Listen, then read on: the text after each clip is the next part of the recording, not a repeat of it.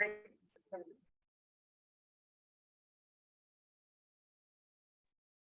Krishna, Prabhuji. Hare Krishna. Hare Krishna, Prabhuji. Yes. Thank you for the slides. Yeah, just. Hare Krishna.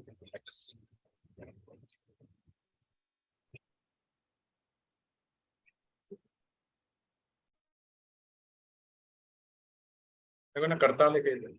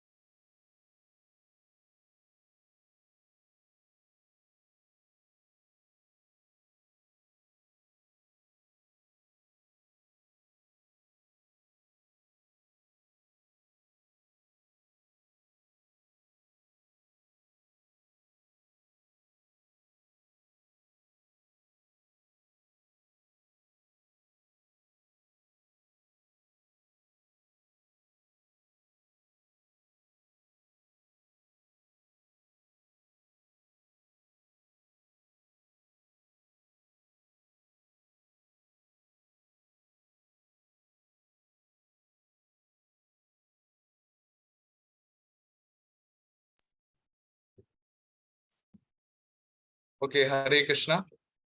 So हम लोग so we will start with Jai Radha Madhav Kirtan. Okay, then we will get into the subject matter. Jaya Radha Madhava Kunja Vihari. Smriti Mataji, you can repeat.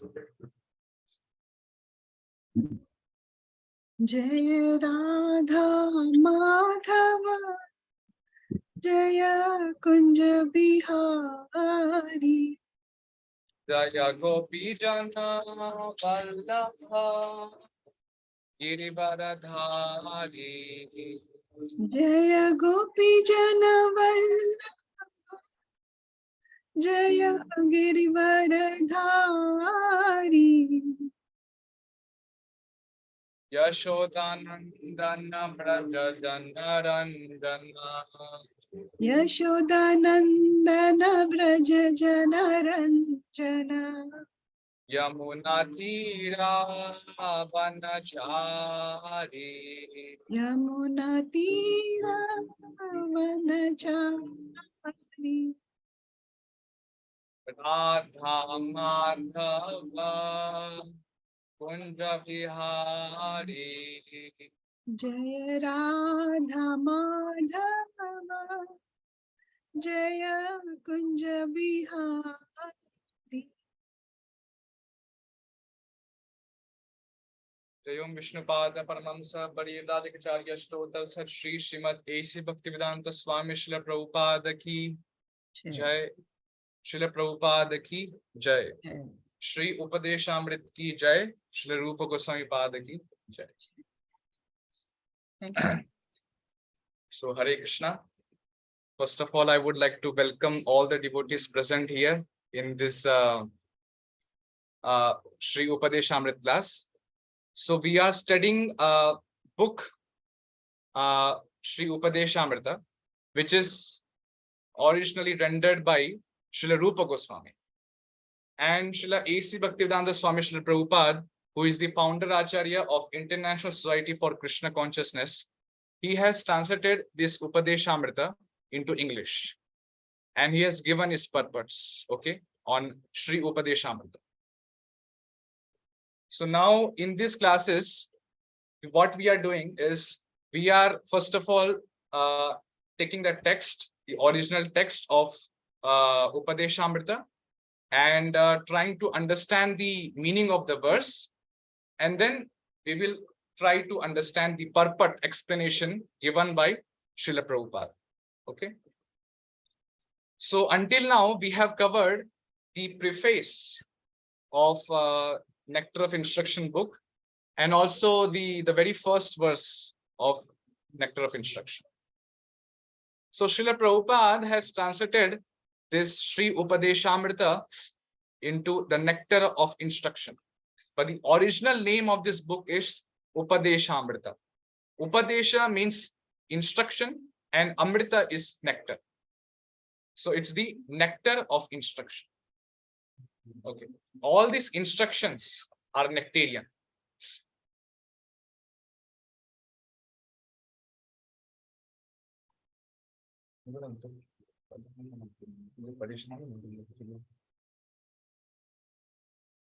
Okay. So in the previous verse, we discussed the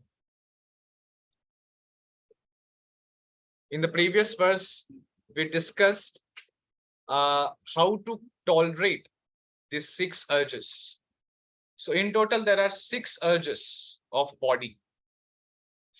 Vacho vegam, manasah krodha vegam, jivva vegam, udaropastha vegam, etan vegan yo vishaheta dhiraha, sarvam apimam prithivim sashishyat. Srila Rupa Goswami is telling the qualification of a spiritual master. So in our devotional life, it's very important to take shelter of a bona fide spiritual master. And that's the very first process in our devotional life. And Srila Rupa Goswami, in order to start our devotional life, we have to take shelter of bona fide spiritual master. So we need to know the qualifications of a bona fide spiritual master. Otherwise, what will happen? We will not be able to discriminate who is a bona fide spiritual master and who is a bogus guru. So that's why the very first qualifications of a bona fide spiritual master is being described by Sri Rupa Goswami in the very first verse of Upadesamrita, because that's the beginning of our spiritual life. Now, as we perform devotional service, okay, it's very important that we control our mind and senses. Because unless and until our mind and senses are not controlled, we cannot get into the devotional plane. So that's why that's the very first prerequisite to enter into devotional life, to enter into the path of Shuddha Bhakti. So direct Bhakti is what?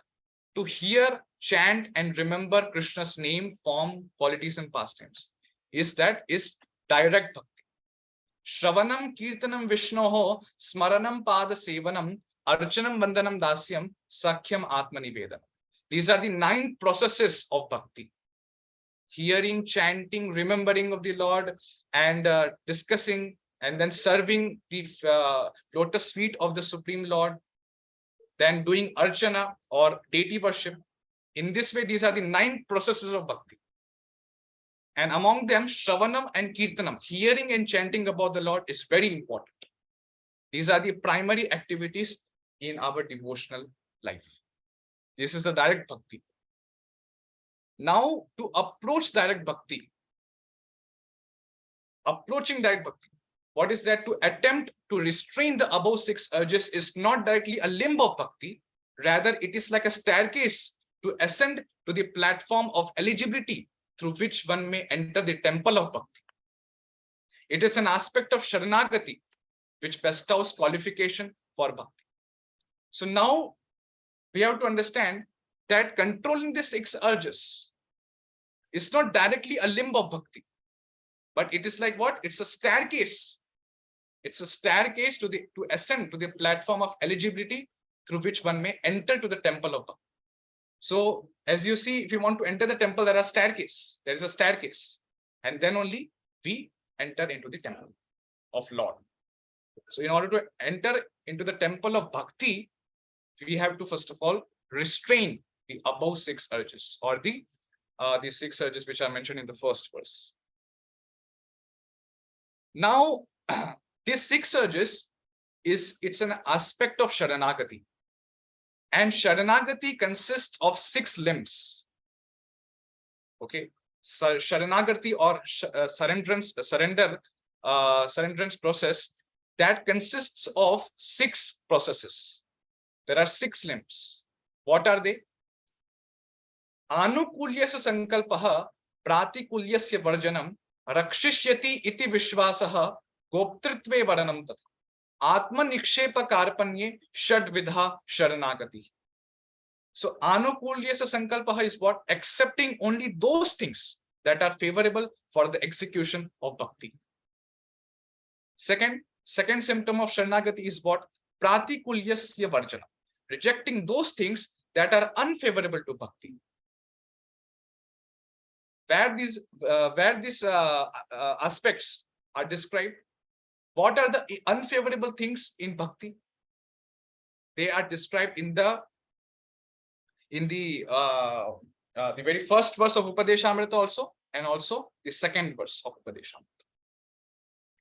So we have to control 6 urges, because if our senses and mind are not controlled, then we cannot enter into the temple of bhakti. We cannot get into the platform of pure devotional service. The third symptom of surrender to Krishna is what? Firm faith that Krishna is the only protector. Fourth symptom, goptritve varanam tatha. Absolutely no doubt that Krishna is the only maintainer.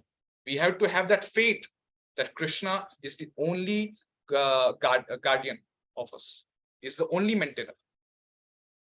And the fifth symptom is atma nikshepa, feeling oneself incapable of doing anything independently without Krishna's desire, or complete dependence. Atma nikshepa. Atma means self, and nikshepa means you have to just surrender.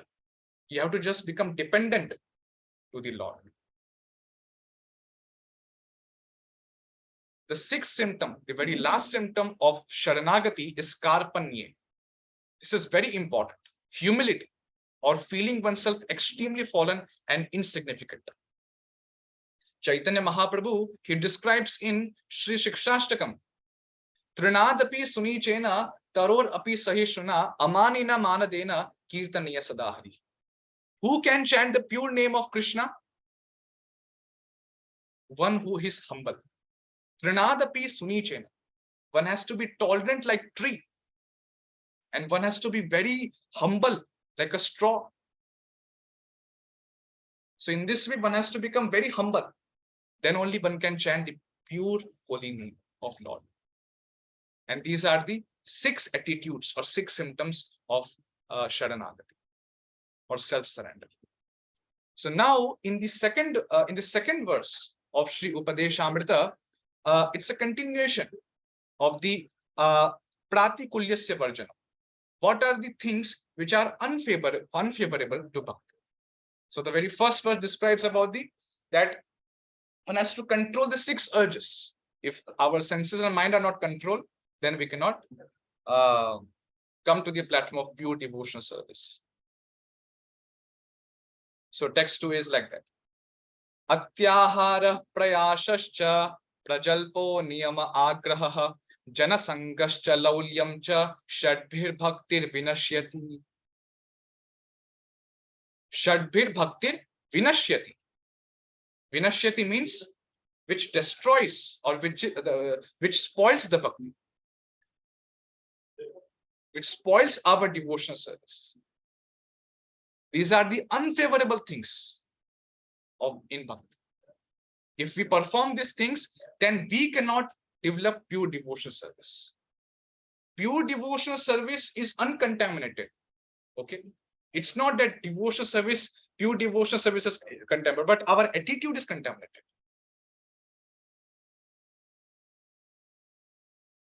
Now, for example, there is sun, and there are clouds which are covering the sun, which are covering our vision to see the sun. So actually, sun is not covered. Sun is there, but our vision, through our naked eyes, our vision is interrupted by the clouds, so that we cannot see the sun, which is behind the clouds. So our vision is actually covered, but sun is not covered. Similarly, devotional service is not contaminated, but our attitude through which we perform devotional service, that is contaminated. So There are some things through the things which we should not perform. Otherwise, we cannot progress in devotional service. So these 6 things are the anukulyasya sankalpa, pratikulyasya varjan. These are pratikul, unfavorable, and we have to varjan. Varjan means we have to not accept it. We have to reject. So very first thing, once devotional service is spoiled, when it becomes too entangled in the following 6 activities. The very first is atyahara, eating more than necessary or collecting more funds than required. The very second thing is prayasaha, over endeavoring for mundane things that are very difficult to obtain. Okay, I will get into this next slide. Yes, see, prayasascha, here you are able to see, over endeavoring for mundane things that are difficult to obtain. Then prajalpaha. What is prajalpaha? Prajalpa means unnecessary mundane talks. As we saw in the very first verse, vacho vegam. If a person does not speak about Krishna consciousness, he will speak all sorts of nonsense. He will do prajalpa. And this is unfavorable for bhakti. The very fourth aspect, which is unfavorable for bhakti, is niyama agraha. So agraha has 2 meanings. The very first meaning is accepting scriptural rules only for immediate material benefit. Accepting scriptural rules only for immediate material benefit. I will explain. Prabhupada has very nicely explained this. And the second meaning is neglecting scriptural rules and working whimsically. So niyama agraha means neglecting all the scripture rules and working whimsically or doing vikarma, all sinful activities. And niyama agraha means accepting scriptural rules only for immediate material benefit. Only for material benefit. So this is also should be avoided. What is the 5th thing? Janasangaha. Association with materialistic persons not interested in bhakti. So a devotee is advised that he should never associate with those people who are not at all interested in bhakti. Then the 6th aspect. Is laulyam, the greed for mundane achievements. Shradbir bhaktir vinashit. So if a person is engaged in these 6 things, then one's bhakti is spoiled. These are all unfavorable things. So this is one among the aspect of Sharanagati. Now we will get into each and every aspect of unfavorable things in bhakti. Okay. So Srila Prabhupada, he starts the purport. I will just share the original book of Srila Prabhupada. Hold a sec.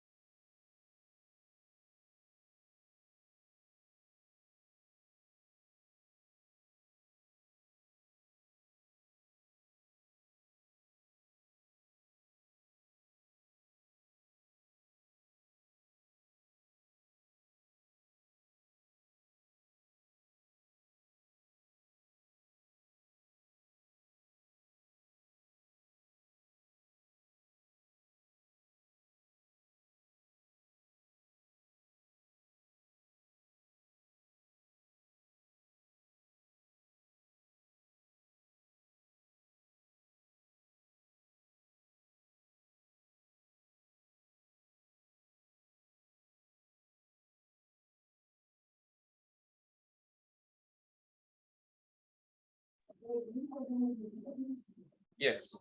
So are you able to see my screen? Yes, Prabhuji. Yes.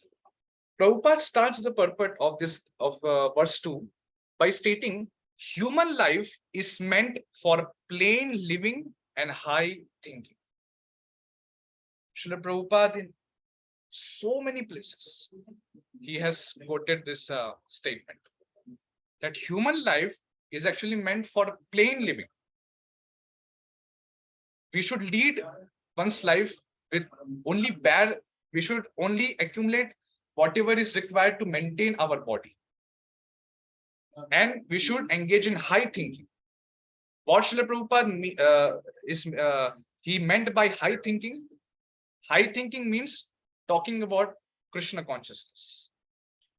And plain living means we have to accept only those things which are barely necessary to maintain our body and soul together. Then Prabhupada proceeds further by stating, since all conditioned living beings are under the control of the Lord's third energy, this material world is designed so that one is obliged to work. So all the living entities, they are under the control of Lord's third energy. What is the third energy of Lord? Tathastha Shakti.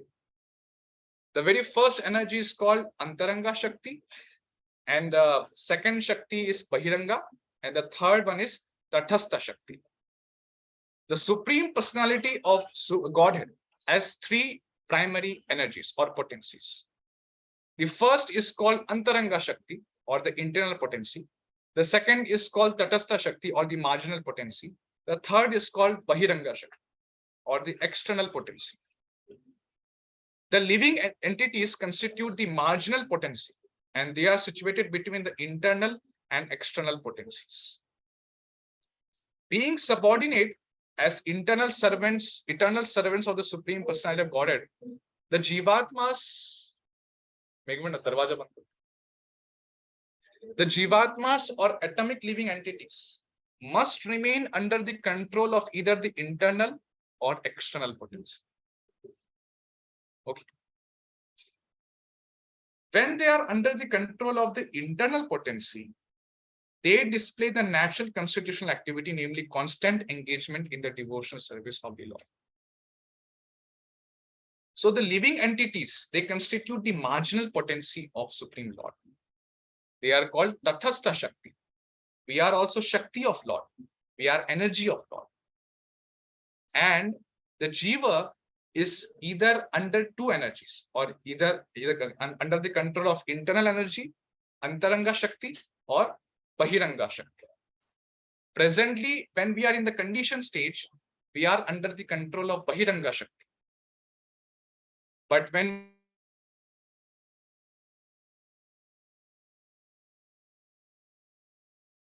reinstituted in the constitutional position of our as a servant of Supreme Lord. Okay, so they display their natural constitutional activity, namely constant engagement in the devotional service of the Lord. All the living entities, they are servants of the Supreme Lord. And when they are engaged, when they are under the control of Antaranga Shakti, then they are situated in their constitutional position. Jivera Swarupa hoy Krishna Nityadas. But when we are under the control of Bahiranga Shakti, we serve our senses. We are not engaged in satisfying the senses of Rishikesha, who is the master of senses. And when we are engaged in satisfying our senses, then we are always disturbed. We are always in distress. But when we are again, we again are situated in our constitutional position, namely Jivera Swarupa Krishna Nityadas, or constant engagement in the devotion service of the Lord, then we experience bliss.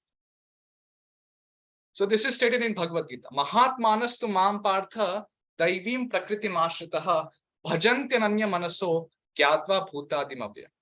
O son of Pritha, those who are not deluded, the great souls are under the protection of the divine nature. Daivim Prakritim. Through this word, Daivim Prakritim, Lord Krishna is indicating Antaranga Shakti. They are fully engaged in devotional service because they know me as the Supreme Personality of Godhead, original and inexhaustible. So Bhuta, Adim and Avyayam. Adim means original and Avyayam is what? Inexhaustible. So there are two types of people, Mahatma and cripple-minded people or Kripanas. The word Mahatma refers to those who are broad-minded, not cripple-minded. Cripple-minded persons always engaged. Cripple-minded persons are under the control of Bahiranga Shakti, always engaged in satisfying their senses, sometimes expand their activities in order to do good for others through some ism like nationalism, humanitarianism, or altruism. They may reject personal sense gratification for the sense gratification of others, like the members of their family, community, or society, either national or international. Actually, all this is extended sense gratification, from personal to communal to social. This may all be very good from the material point of view, but such activities have no spiritual value. Prabhupada is writing, see, from material point of view, it may be very commendable, but such activities, they don't have any spiritual value. Because why they don't have any spiritual value? Because the basis of such activity is what? Sense gratification. Either it may be personal or extended. Only when a person gratifies the senses of the Supreme Lord can he be called a Mahatma or broad-minded person. So the duty of a living entity is what? That we have to become, again, we have to become situated under the control of Antaranga Shakti. When we are situated under the control of Antaranga Shakti, then we can be called Mahatma. If we are not under the control of Antaranga Shakti, then we will be Kripanas or cripple-minded persons. We will be always engaged in satisfying our own senses. So it's a duty of the living entity to gratify the senses of the Supreme Lord. This is the goal of human life. Prabhupada is see.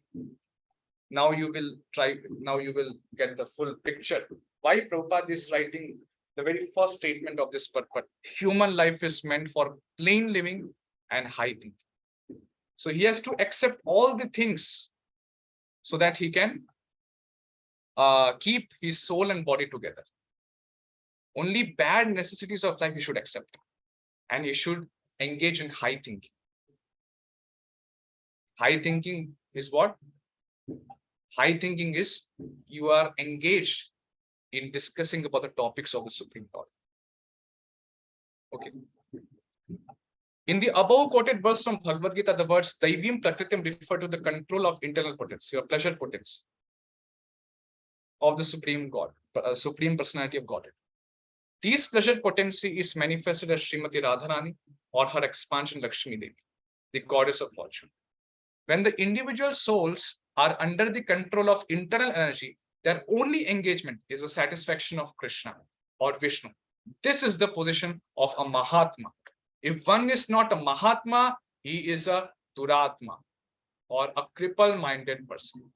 Such mentally crippled Duratmas are put under the control of the Lord's external potency, Mahamaya.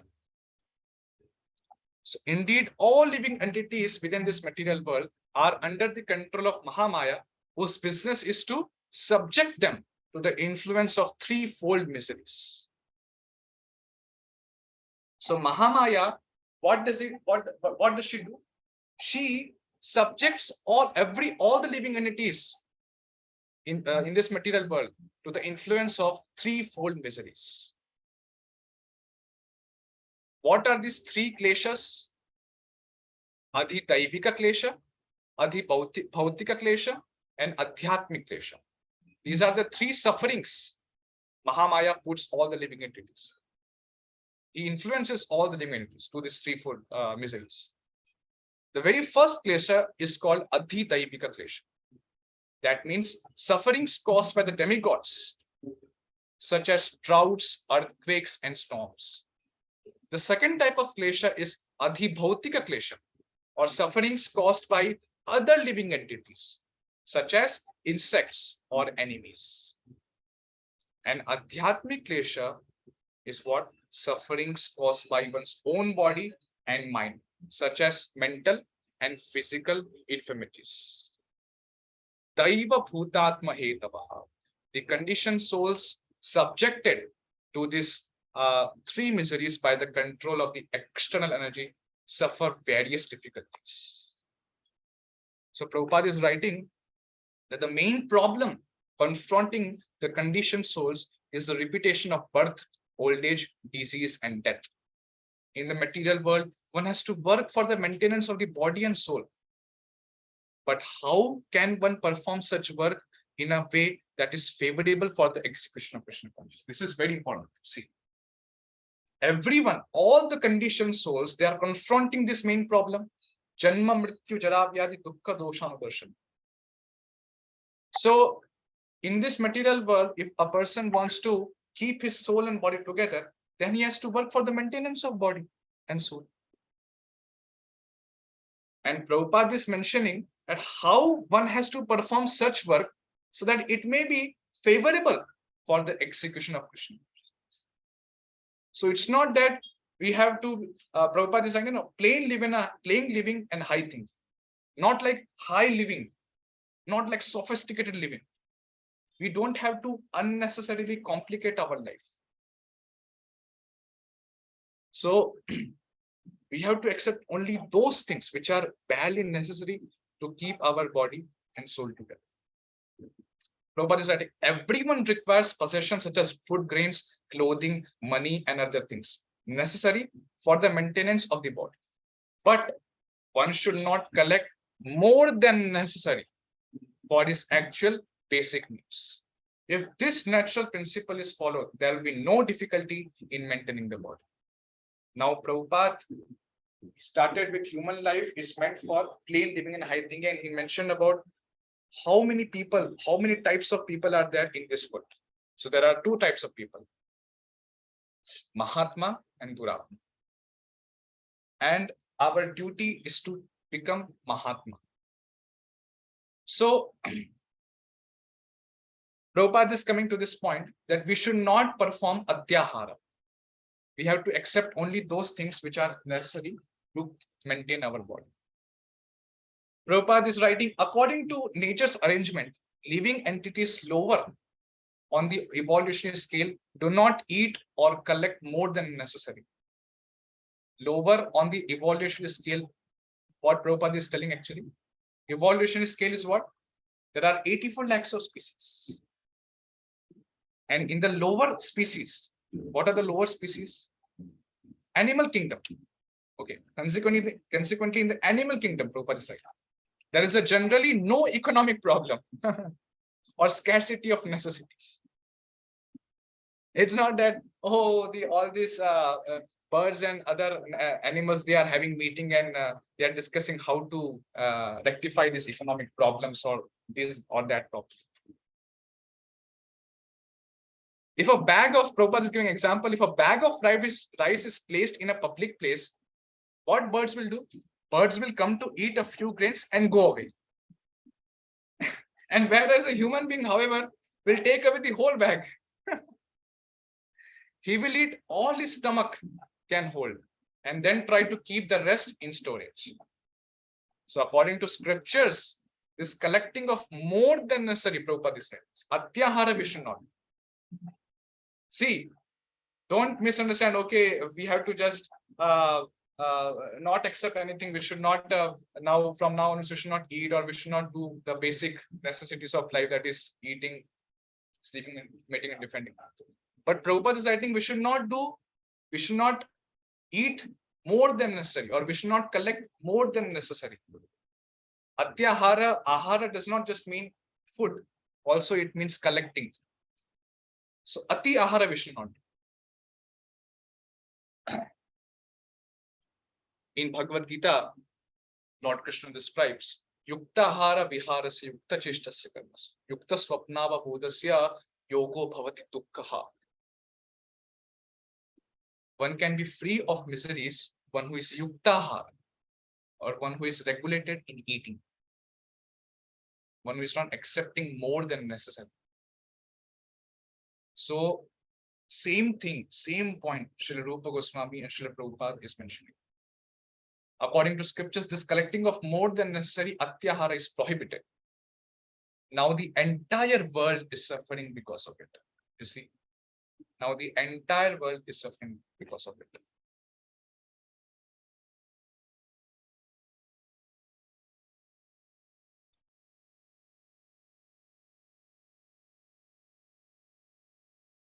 Yes. So atyahara, like ati means too much or excessively. Ahara means enjoyment. Now, as Prabhupada is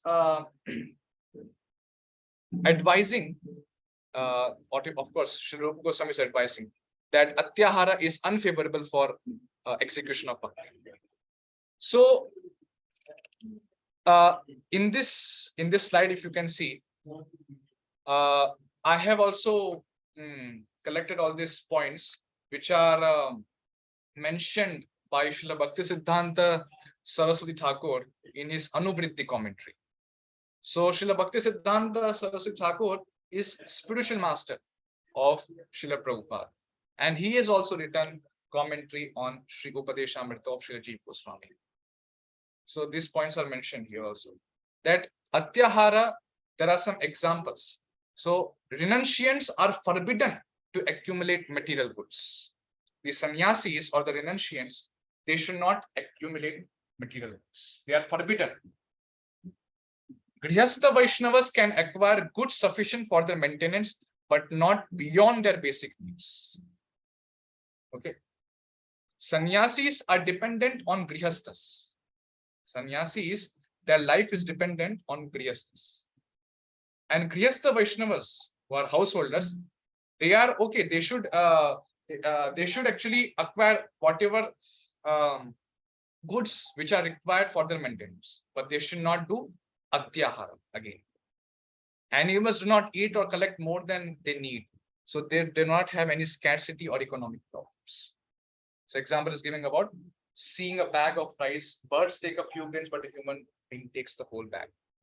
Now, throughout the whole purport, Prabhupada is actually again and again emphasizing on this topic of atyahara. So he's also giving some of the examples of atyaharis. What are the examples of atyaharis? Who come in the category of atyaharis? So the very first is that bhukti kamis. What is the meaning of bhukti kami? Bhukti kami means those who are interested in material happiness, or karmis who write books on economic development. Those who are interested in material happiness, how to sophisticate their life, how to increase their material enjoyment, and they write books on economic development. These are bhukti kamis. Bhukti means bhojan, like bhogna, enjoying. Those who are interested in material happiness. So this is one example of atyahari. Second one is what? Second example of atyahari is mukti kami. Mukti kami is the desire impersonal liberation, or the jnani philosophers or speculators who over endeavor to acquire knowledge or write books on dry philosophy devoid of bhakti. This is also one of the example of atyahari. Those who are desiring impersonal liberation, they over endeavor actually. They endeavor so much to acquire knowledge about their speculative knowledge. And they write books on dry philosophy. They are devoid of bhakti. There is no rasa. There is no taste. It's dry. Third example is about siddhi kamis. Siddhi kamis is about what? Those who are desiring mystic yoga perfections. They are also examples of Atyaharis. Then the very fourth example is materialists. Materialists who gather scientific knowledge or money. Materialists who are actually doing so much research and so much they are trying to acquire scientific knowledge. And also materialists who are after money, who are after accumulating more money, so much money. So these are the four examples of Atyaharis. Now, Prabhupada is writing that collecting and eating more than necessary also causes prayasa or unnecessary endeavor.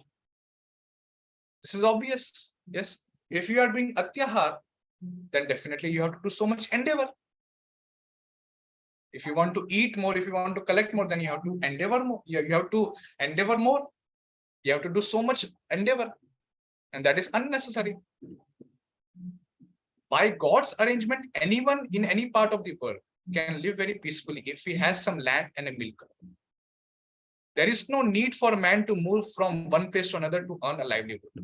For one can produce food grains locally and get milk from cows. That can solve all economic problems. Prabhupada is giving the solution to all the economic problems.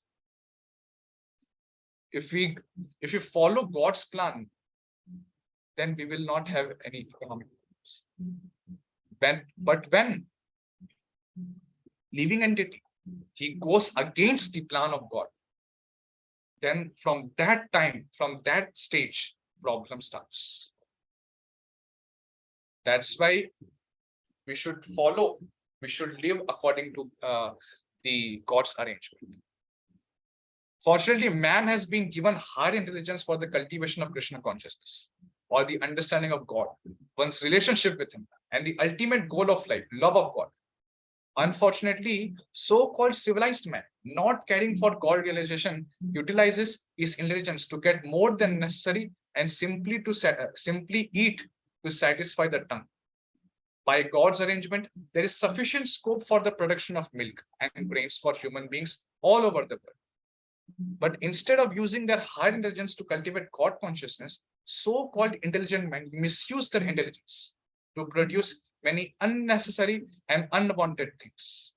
Thus, factories, slaughterhouses, brothels, and liquor shops are open. If people are advised not to collect too many goods, eat too much, or work unnecessarily to possess artificial amenities, they think they are being advised to return to a primitive way of life. Generally, people do not like to accept plain living, I think. That is their unfortunate position. Prabhupada is saying. That is their unfortunate position. Whenever people are advised that you don't acquire more, you live simply and engage your time in discussing about the topics of law. They think these are all primitive way of life. पुराने जमाने के लोग ऐसे करते हैं. हम लोग modern हैं, हमारा थिंकिंग अभी चेंज हो गया है और हम लोग ज्यादा sophisticated है. तो ये Prabhupada is telling that this is their unfortunate position. Human life is meant for God realization, and the human being is given higher intelligence for this purpose. Those who believe that this higher intelligence is meant to attain a higher state should follow the instruction of Vedic literatures. By taking such instruction from higher authorities, one can actually become situated in perfect knowledge and give real meaning to life. So Prabhupada is telling the duty, the dharma of human life, the religion. So the religion of human life of the people should be what? Human life is meant for God realization. And the human being is given higher intelligence for this purpose. Okay. So that's why they should take benefit of this human life and not engage in eating, sleeping, mating, and living. which are the common activities. Even animals also do that. Ahara nidra bhayamaithunam cha samanyameta pashubhinara. Dharmo hi tesham adhiko vishesho dharmena hina pashubhir samana. These are the 4 basic activities of life. And even animals also. And if humans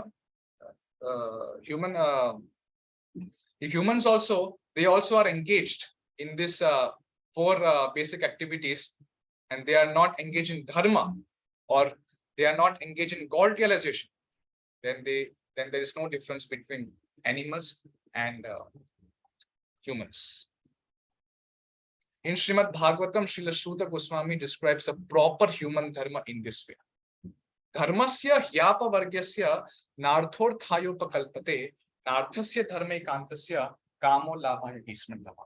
All occupational engagements, dharma, are certainly meant for ultimate liberation. They should never be performed for material gain. Furthermore, one who is engaged in the ultimate occupational service, dharma, should never use material gain to cultivate sense gratification. So, all this dharmasya ya apavargasya, or ultimate liberation. So, in Sanskrit grammar, as you see, ka varga, cha varga, ta varga, then pa varga, like that, there are 5 vargas. Okay. So, pa varga means what? In pa varga, there are 5 letters: pa, pha, ba, bha, ma. So, a person, when he is engaged in materialistic activities, he is engaged in pa varga. He is using dharma for pa varga. Pa varga, for pa, what is the pa actually? Pa, for pa is parishram. Parishram means endeavor. So he is engaging day and night in activities so that his belly may be satisfied. So pa is parishram, or endeavor. And then if you do parishram, then what happens? Foam comes out of your mouth.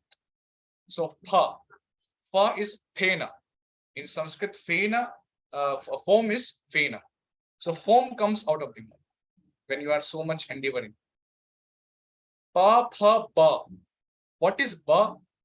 Ba is vyarthata, or uselessness. So much frustration comes actually, because you will never get satisfied in this material world. So even though you endeavor so much, and if you are working hard day and night and foam is coming out of your mouth, still your family members will accuse you. So you will be frustrated actually. You will be like feeling so much like trapped in this material. And you are finding no means to come out of this. So vyarthata, then bha is bhay. Then you feel fearfulness. You have so much fear.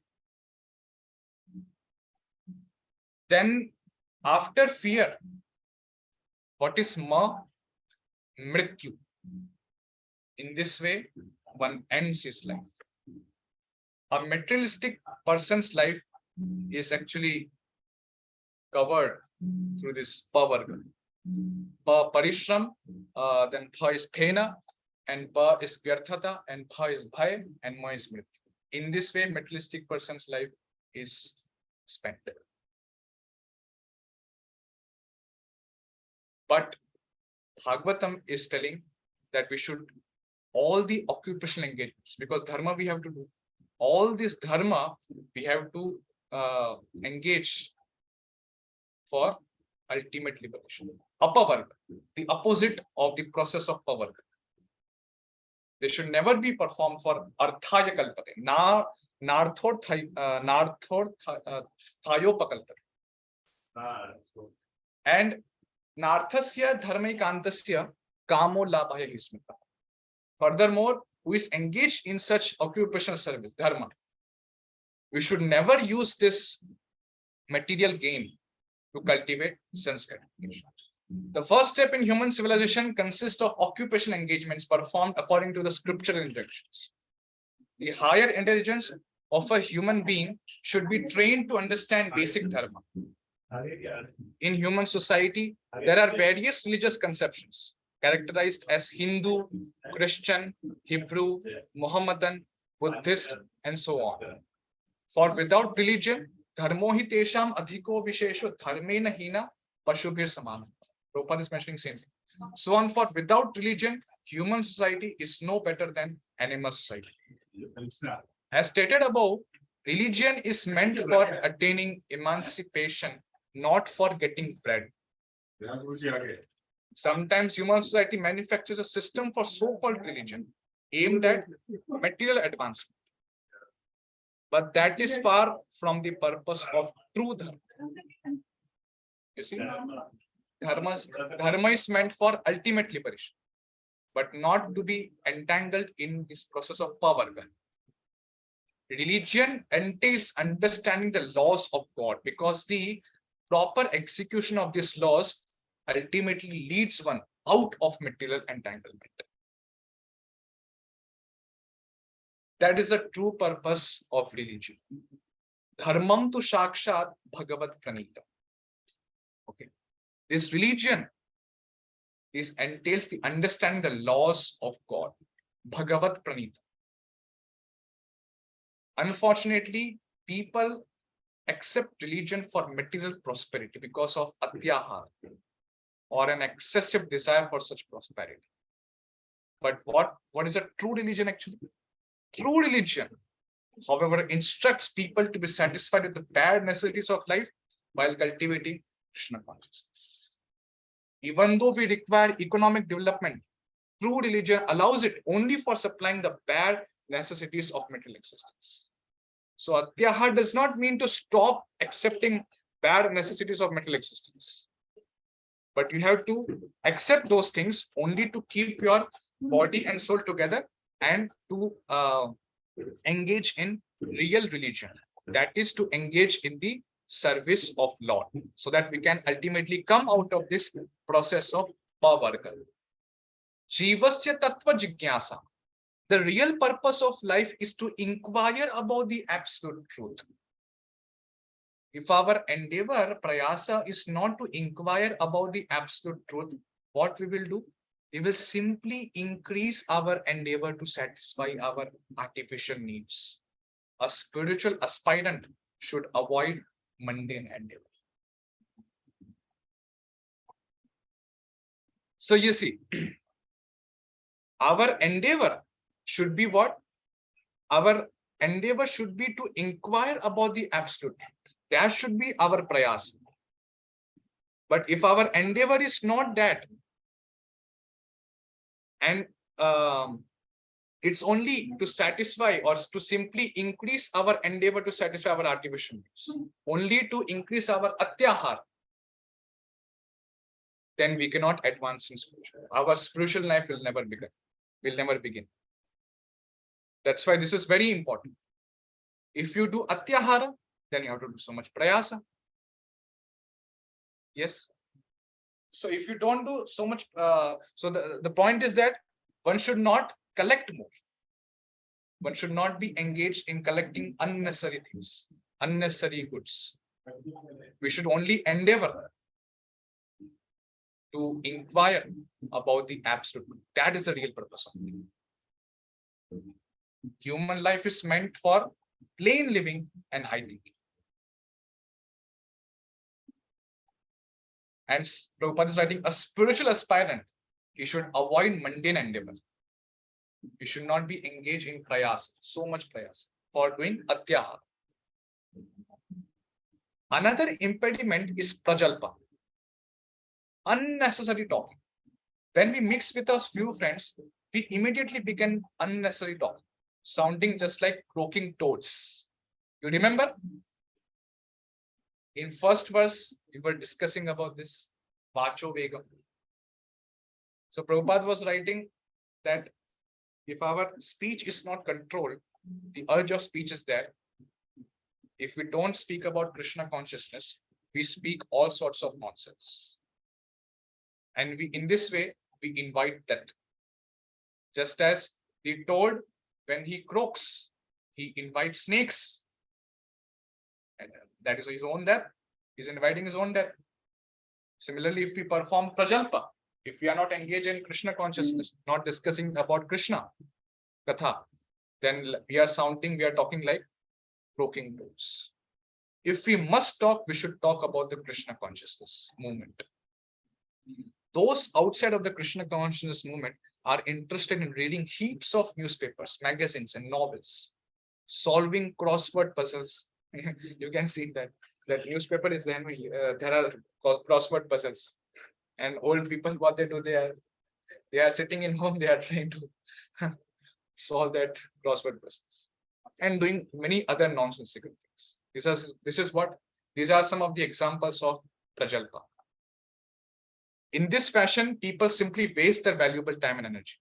In the Western countries, old men retired from active life play cards, fish, watch television, and debate about useless socio-political schemes. What is happening actually in the world, who has become the president, and what are the political agendas of the, all these and other frivolous activities are included in the prajalpa category. And what will intelligent people do? Intelligent persons interested in Krishna consciousness should never take part in such activities. They should never be engaged in prajalpa. But all their speech should be dedicated to speaking Krishna katha. In this way, the urge of speech, vacho vegam, will be controlled. Okay. Then Prabhupada is writing Jana Sanga. Okay. So we saw the very first atyahara. Okay. Then second unfavorable thing is what? Prayasa. Because if our Jivva vegam is not controlled, then we will do so much atyahara, collecting so much goods. And to collect so much goods, you have to do so much prayasa. And the third is what? Prajalpa. So prajalpa is also unfavorable for bhakti. And the fourth one is Janasanga. This is very important. And this point, Janasanga, is emphasized twice in Sri Upadesamrita. In the second verse also, Janasanga is referred in the negative sense. And in the third verse of Sri Upadesamrita, Janasanga is being expressed in that positive sense. Sadhu Sangha. Utsaha nishya dhairya tattat karma pravartanat sangatyaga sato vrittehe shatbir bhaktir prasidhyati. This is very important. Janasanga refers to associating with those persons not interested in Krishna consciousness. One should strictly avoid such association. Srila Narottam Das Thakur has therefore advised us to live only in the association of Krishna consciousness. Bhakta Sanevas. Lava Matra Sadhu Sange Sarve Siddhi Hoy. In Chaitanya Charitamrita it is described, even if you associate for Lava Matra for some time with devotees, all the perfections are achieved. You see, this is the importance of sadhu sangha. So that's why all the great devotees, they advise us that we should live in the association of Krishna conscious devotees. And that's what Srila Prabhupada has facilitated. What is this Krishna consciousness movement? International society. This is society for Krishna consciousness. So Prabhupada has made this house so that all the devotees, the outside people, can take association of Krishna conscious devotees. One should always engage in the service of the Lord in the association of the Lord's devotees. Association, Prabhupada is giving a material example also. Association with those engaged in similar line of business is very conducive to advancement in that business. Consecutively, materialistic persons form various associations and clubs to enhance their endeavors. For example, in the business world, we find such institutions as the Stock Change and Chamber of Commerce. Similarly, we have established the International Society for Krishna Consciousness to give people an opportunity to associate with those who have not forgotten Krishna. Prabhupada is writing to the devotees who have not forgotten Krishna. This spiritual association offered by our Krishna consciousness is increasing day by day. You see, so many people are getting introduced about this ISKCON movement.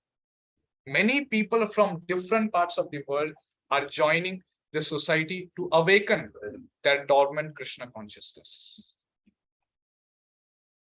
So in this way, Prabhupada is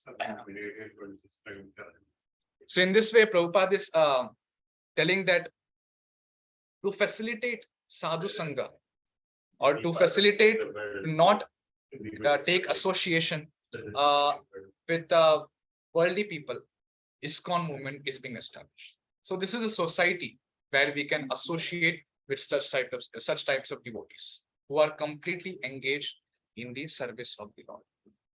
If we are associating with such types of devotees who are engaged in the service of the Lord, then we can advance in spiritual life. So that's why these are some of the unfavorable things in bhakti. Also, Prabhupada is also mentioning about the Jana Sangha, then Atyahara Prayasascha Prajalpo Niyama Agraha, Jana Sangascha Laulyam cha Shatpir Bhaktir Vinashya. So after some time, Prabhupada will explain about the Niyama Agraha. Okay, Niyama Agraha and Laulyam cha. Of Niyama Agraha and Laulyam.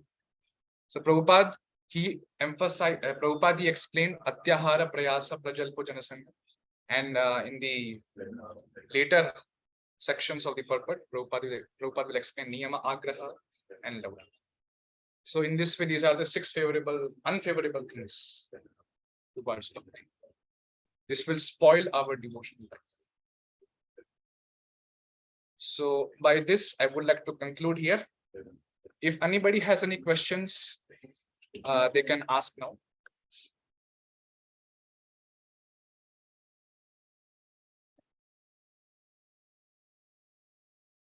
Any comments?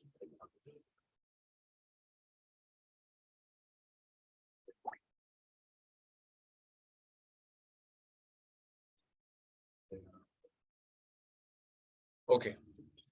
So we will conclude here by chanting Hare Krishna Mahamantra. Hare Krishna, Krishna Krishna, Hare Hare. Hare Rama, Rama Rama. Srila Rupa Goswami Pada ki Jai. Srila Upadesamrita ki Jai. Srila Prabhupada ki Jai. Nitai Go Premanand. Hari Hari Bo. Thank you very much for coming. Hare Krishna. Hare Krishna. Thank you. Krishna Prabhuji. I will share this. I will share the PPT in the group of the class. Okay, Prabhuji. Thank you for coming. Hare Hare Krishna.